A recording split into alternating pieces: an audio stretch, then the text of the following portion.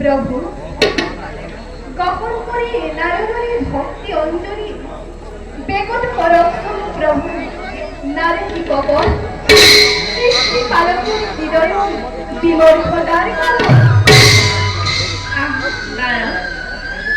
উপযুক্ত সময়তে বৈকুণ্ঠত তুমি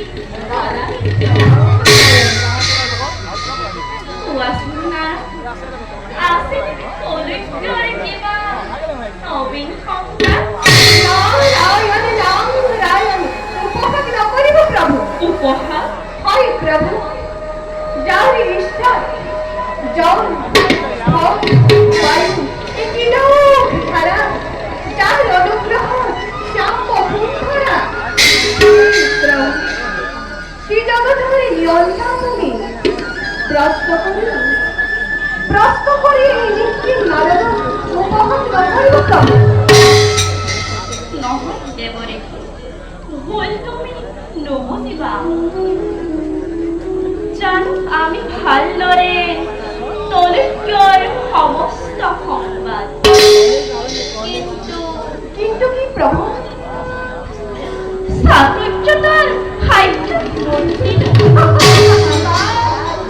নারায়ণ নারায়ণ তোমার এই চাতুৰ্যপূৰ্ণ বক্তব্য শুনি বিপুল আনন্দ পাওঁ আমি।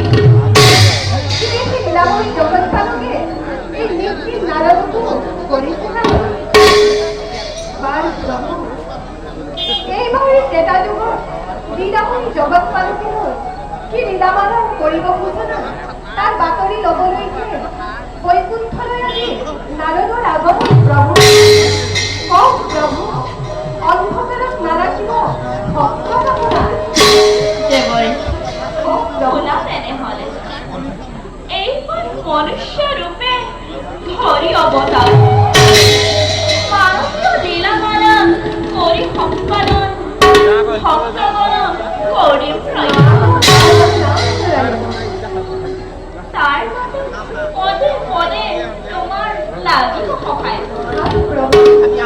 এতিয়া যোৱা তুমি সময়ত আমি তোমাক কৰিম স্মৰণ ও মোরে প্রাণ